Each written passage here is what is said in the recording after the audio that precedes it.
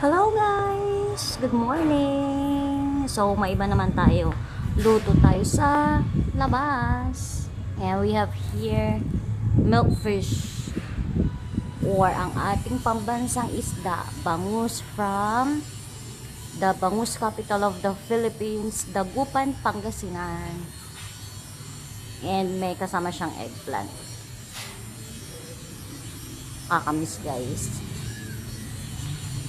From Dagupan talaga yan. Nung galing kami ng Pangasinan, pumunta talaga kami ng Dagupan.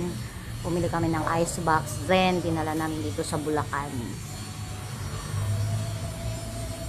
So, masarap to with sausawan na kamatis. But may kamatis na yan.